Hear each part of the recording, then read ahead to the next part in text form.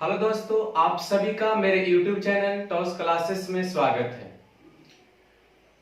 प्यारे बंधु, मैं आप लोग को साधारण ब्याज पढ़ा रहा हूँ, सिंपल इंटरेस्ट पढ़ा रहा हूँ, जिसमें मैंने दो वीडियो बनाया है। आप लोग को दो वीडियो का क्लियर किया मैंने। आज हम लोग पढ़ेंगे थर्ड पार्ट के पास इसका। इसे मान लिया जाए कि किसी राशि पर साधारण ब्याज मूलधन का 1/4 है। पहले तो आप थोड़ा सा मैं विस्तार से बता दूं, इसमें कोई ज्यादा भार नहीं है। किसी राशि पर साधारण ब्याज मूलधन का 1/4 है। देखो, मूलधन का 4 है, इसका मतलब है कि मूलधन कितना होगा? 4 होगा। इस तरह से पहले बना दो। और साधारण ब्याज का इसका मतलब है कि ए साई जो है कितना है? 1 है। ठीक। तथा संख्या जो दिया है वर्षों की संख्या। वर्षों की संख्या का मतलब क्या समझ? समय की बात हो रहा है। वर्षों की संख्या प्रतिशत दर के बराबर है। इसका मतलब कह रहा है कि टी बराबर क्या है? आर है। यानी यहां पर कह रहा है कि जितना वर्ष है उतना ही आपका रेट भी है। कंप्लीट। तो एक बात आप समझ रहे हो कि यहां पर पूछ रहा है कोई चीज दर, तो दर बराबर आप क्या करोगे? जो पहला फॉर्मूला से बता दूं, तो दर बराबर क्या होता है? ब्याज गुना 100। ब्याज कितना है बता? 1। अब मूलधन गुना में क्या होगा? समय होगा। मूलधन भी मेरा कितना है? 4 है। ठीक है, इतना। लेकिन एक बात बताओ हमको कि जब R बराबर T जब कह सकते हैं तो T बराबर R भी कह सकते हैं। तो यहां पर हम क्या करते हैं? डायरेक्ट रूप में यहां पर लिख देते हैं कि R बराबर आपका क्या हो जाएगा? 1 गुना 100 अब बटा में कितना हो जाएगा? 40। यहां पर क्लियर कर देते हैं, नीचे देख लेना। R बराबर 1 गुना में कितना हो जाएगा? 100 बटा में 4 इंटू R ही कर देंगे। ठीक ठाक। 25 बार में तो कट ही जाएगा। इसका मतलब हुआ कि R स्क्वायर बराबर कितना हो जाएगा? 25। तो R का मान कितना हो जाएगा? 5%। रेट मेरा उत्तर आ गया। जितना समय का रहा उतना ही उसका दर भी है। इसका मतलब अगर रेट 5% हुआ होगा तो समय 5 वर्ष रहा होगा। ये तो कंप्लीट हुआ। लेकिन हम लोग को इस तरीका से नहीं बनाना, मैंने बता दिया, आप देख के बना लेना, कोई दिक्कत नहीं। मैं ये बात बता रहा हूं कि यदि ऐसा कभी भी क्वेश्चन है कि साधारण ब्याज मूलधन का 1/4 है और समय दर अगर बराबर है ना, तो आप क्या करना कि जो भिन्न दिया हो उसको लिख लेना है। उसके बाद इसमें 100 से गुना करके सिर्फ वर्गमूल कर देंगे, काम खत्म हो जाएगा। यानी कितना हो जाएगा? 5% रेट होगा। अगर समय पूछता तो कितना बोलती? 5 वर्ष हो जाता। तो क्या हुआ कि यदि इस तरह का क्वेश्चन अगर कहीं मिलता है आप लोग को, तो आप डायरेक्ट इस तरीका से कर सकते हैं, कोई दिक्कत नहीं ना।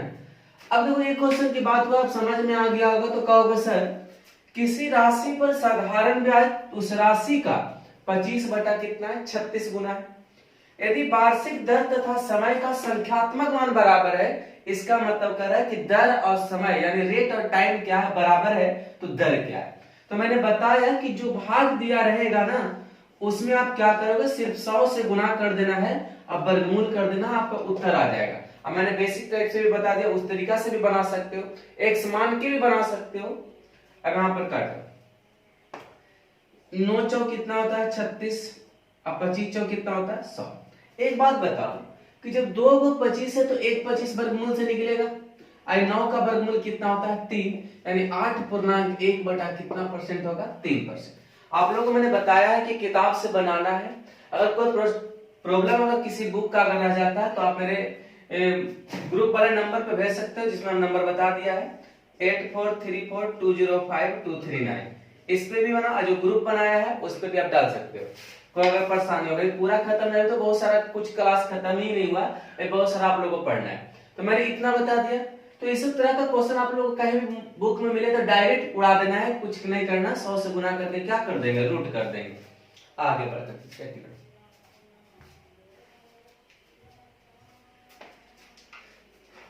अब देखो, थ्योरी हम थोड़ा कुछ बताते हैं आप लोग।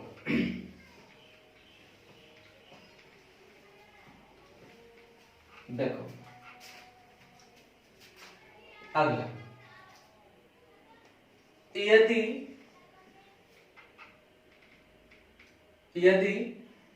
प्रत्येक स्थिति में ब्याज बराबर हो तो, ब्याज के मतलब साधारण ब्याज की बात हो रहा है यहाँ पे। यदि प्रत्येक स्थिति में ब्याज बराबर हो तो मूलधन का अनुपात, तो इस तरह से रहता है, मूलधन का अनुपात क्या होगा। ठीक ठाक। एक बात तो दिमाग में आ रहा है कि कहना क्या चाह रहे हो आप, तो यहाँ पर यही हम बोलना चाह रहे हैं कि यदि प्रत्येक स्थिति में ब्याज बराबर मतलब साधारण ब्याज बराबर हो तो मूलधन का अनुपात क्या होगा। तो हम स्टार्टिंग से पढ़ाते आ रहे हैं कि ब्याज बराबर मैंने बताया कुछ था, आरटी बताया था। तो मूलधन का अनुपात P1 क्या है, प्रिंसिपल फर्स्ट है, यानी आपको कहने का मतलब है कि मूलधन का जो अनुपात होगा जितना स्थिति रहेगा उतना मूलधन लिखते जाना। और 1/R1T1, R1T1 के मतलब आप समझ रहे हो कि ऐसा ही लिख रहे हो सर, ठीक ना। 1 क्या होगा R2T2, 1 क्या होगा R3T3। यानी कहने का मतलब ये हुआ कि यदि प्रत्येक स्थिति में ब्याज अगर बराबर होता है तो मूलधन का अनुपात 1/R1T1, R2T2, R3T3 होगा। अगर आगे रहेगा तो और करेंगे। इससे आपको नहीं समझ में आया कि कहना ये चाह रहे हो सर पहले वाले में तो R1T1 R3 बताया, सिर्फ R1T1 क्या, इसका मतलब ये हुआ ना कि भिन्न भिन्न रेट और टाइम तुम्हारा है, इसका कुछ और रहेगा, इसका ही कुछ और रहेगा। सिर्फ एक ही चीज में हमको समझाना था कि यदि प्रत्येक स्थिति में ब्याज बराबर हो, क्या बराबर हो, ब्याज बराबर यदि होता है तो मूलधन का अनुपात 1/R1T1, 1/R2T2, 1/R3T3 के बराबर हो। क्लियर, एक कंसेप्ट क्लियर हो, ये थ्योरी हो, इसका सबका जरूरत पड़ेगा। अब यहां पर क्लियर हो गया, इसमें छोड़ दो, एक थ्योरी कंप्लीट हो गया तुम्हारा। दूसरा कह रहा है कि यदि प्रत्येक स्थिति में मिश्रधन बराबर, अभी हम लोग पढ़ रहे हैं एसआई, तो आप लोग एसआई का बात ही होगा, क्योंकि आपका चक्रवृद्धि ब्याज जब पढ़ेगा उसमें कुछ दूसरा बात होगा। कह रहे यदि प्रत्येक स्थिति में मिश्रधन क्या हो, बराबर हो। दिमाग में रख लेना, एक मैंने बताया है ब्याज बराबर, एक बताया है मिश्रधन बराबर। तो कह रहे यदि प्रत्येक स्थिति में मिश्रधन बराबर हो तो मूलधन का अनुपात क्या होगा। ठीक था। तो एक बात ध्यान में आया है कि मूलधन का अनुपात निकालने के लिए मैंने तो बताया ब्याज की स्थिति में, थोड़ा सा सोचो कि मिश्रधन बराबर मैंने बताया क्या था, याद है, R1T1 तो ब्याज होता है। अब ब्याज में अगर हम 100 जोड़ देते हैं तो मिश्रधन मिल जाता है। इसका मतलब आप एक कहोगे कि सर अगर मान लिया कि मिश्रधन की स्थिति में 100 प्लस R1T1 होगा और 100 प्लस क्या हो जाएगा R2T2 हो जाएगा और 100 प्लस R3T3 हो जाएगा। क्लियर से लिख दूं कि यदि मिश्रधन बराबर होगा तो मूलधन का अनुपात 100 प्लस R1T1, दूसरा 100 प्लस में R2T2 और अगला होगा 100 प्लस में क्या होगा R3T3। समझ रहे बात को। मैंने दो कंडीशन डाल दिया कि यदि प्रत्येक स्थिति में मिश्रधन बराबर हो तो मूलधन का अनुपात क्या होगा, तो ये बताया। यदि ब्याज की कंडीशन रहेगा तो खाली क्या होगा, समझने की चीज है, थोड़ा सेंस लगाओ। ब्याज में मैंने बताया क्या R1T1, मिश्रधन में मैंने क्या बताया 100 प्लस R1T1। इसमें हम लोग क्वेश्चन देखेंगे, एक मिनट बच्चा।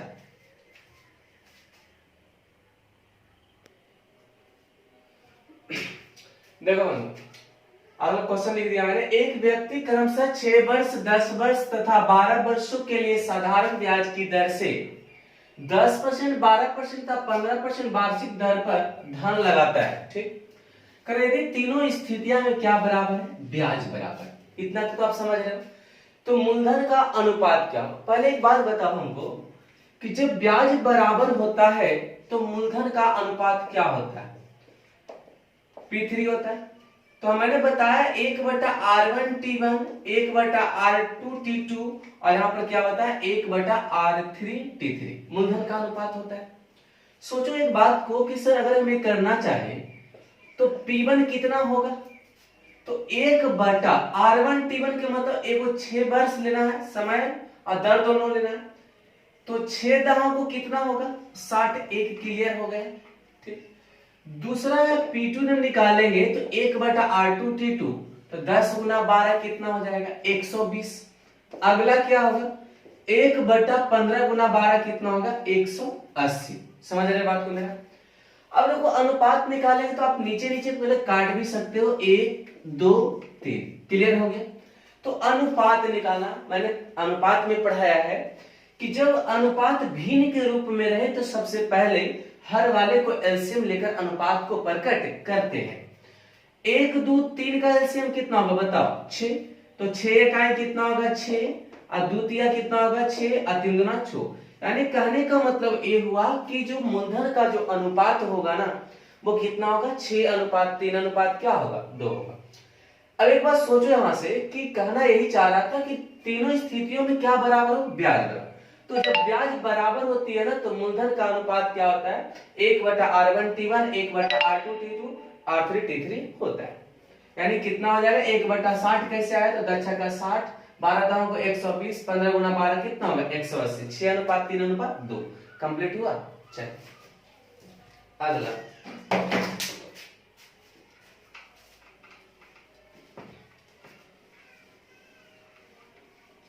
अगला क्वेश्चन, एक क्वेश्चन मैंने नीचे लिख दिया, फिर क्वेश्चन नीचे पढ़ लेना। 13,500 रुपया की राशि, यहां से पता चला कि कुल राशि कितना 13,500 है, की राशि को 2 भागों में बांटकर पहले भाग को 6% कर, पहले लिख देते हैं मधु। पहला कितना है 6%, वार्षिक दर से 5 वर्षों के लिए, पहला कितना है 5 वर्ष के लिए। देखो टाइम और रेट डिफरेंट डिफरेंट रह सकता है। दूसरे भाग को मतलब R2 कितना है 8%, और T2 कितना दिया हुआ बताओ, 3 वर्ष दिया हुआ, ठीक है। उधार दिया गया तथा प्रत्येक दोनों स्थितियों में साधारण ब्याज क्या है, बराबर, दोनों स्थितियों में ब्याज बराबर।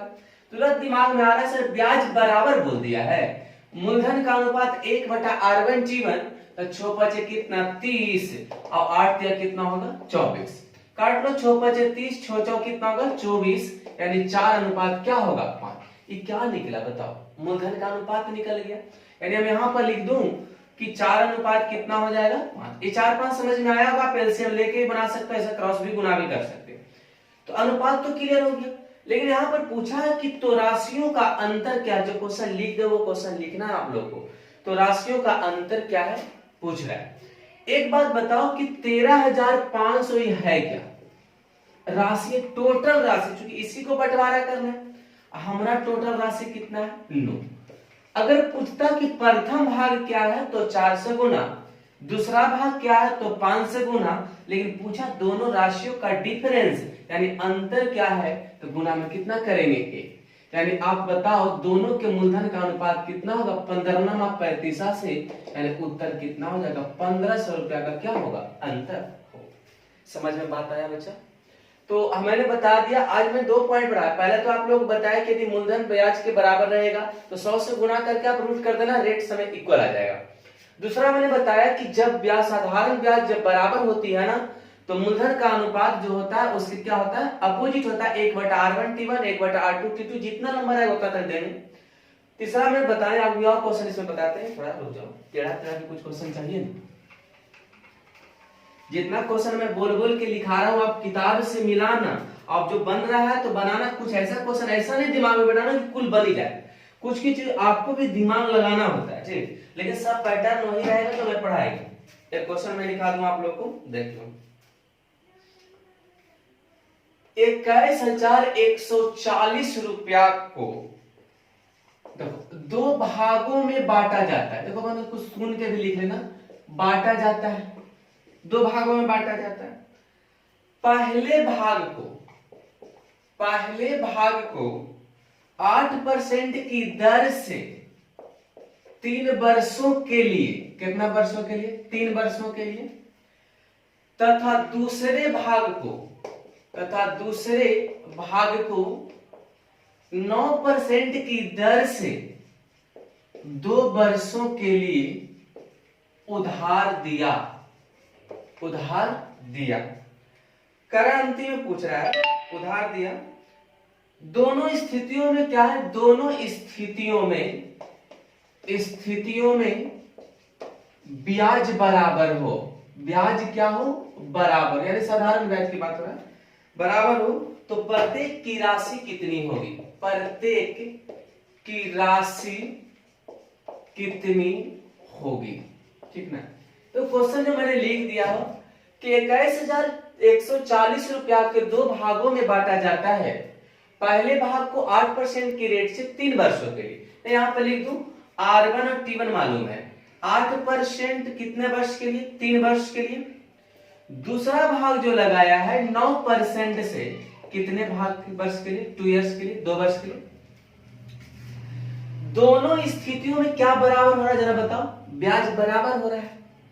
अब एक बात दिमाग में आ रहा होगा कि सर ब्याज जब बराबर होगा, ये तो मेरा राशि, इसका मतलब मूलधन दे दिया गया होगा, तो पहले मूलधन का अनुपात हम निकाल लेंगे। कैसे निकालेंगे? तो मूलधन का अनुपात जब निकालने के लिए मैंने बताया 1 बटा क्या करना, R1 T1, तो 8 तिया कितना 24, 9 दूना कितना 18। अब इसको काट भी सकते हो, एलसीएम निकाल के भी बना सकते हो, तो कितना 12 दूना, सॉरी 12 से काट दिए, 6 24, 6 कितना 18, यानी 3 अनुपात कितना होगा बताओ। ये क्या चीज का अनुपात आया? मूलधन का अनुपात आया। अब कहना यह है कि 21,140 रुपया को बंटवारा करना किस रेशियो में बटेगा? 3-4 के रेशियो में, टोटल का तुलना टोटल से। प्रत्येक विभाग पूछ रहा है, अगर P1 पूछ रहा है ना तो आप इसको काट दो, इतना बार में एक बार सत्या कितना हो जाएगा 21 और 7 दूना 14, 300 कितना, ठीक। अब दूसरा अगर निकालना होता तो 320 अब बटा में कितना, सॉरी बटा में पूरे लिख देते हैं, 140 बटा में 7 गुना में क्या होगा 4 होगा। अब देखो सत्या कैसा मैंने काट दिया, इसको गुना करो, 30 तिया 90 60 एक राशि, आइए इसको भी काट देंगे, कितना 30 20 बराबर में, यानी कितना हो जाएगा बताओ 120 80, इतना हो जाएगा। ये देखो जो हम बताते इतना लंबा लगना होना चाहिए, नहीं होना चाहिए। क्यों नहीं होना चाहिए? कि सर जब आप सब बता ही दिए हो कि ब्याज जब बराबर होना चाहिए, तो ब्याज बराबर जब हो रहा है तो मूलधन का अनुपात डायरेक्ट निकाल देंगे, 8 तिया 24, सब बिल्कुल नहीं लिखेंगे। अनुपात निकालो और दिए की तुलना दिए से करो अनुपातिक रूल से, और जिसको निकालना उसको क्या करो गुना करो, कोई दिक्कत नहीं ना। बहुत शानदार लगा होगा, कोई दिक्कत। एक क्वेश्चन में आप लोग इसी पैटर्न पर मैं देता हूं, देखना क्वेश्चन जैसे जैसे लिखा रहा तुम लोग एग्जाम देना, उसके बाद मिलाना किस टाइप से क्वेश्चन था या नहीं था, बाहर नहीं जाएगा। ये क्वेश्चन आप लोग को और क्लियर कर देते हैं, जरा देखो, थोड़ा सा यूनिक है ये।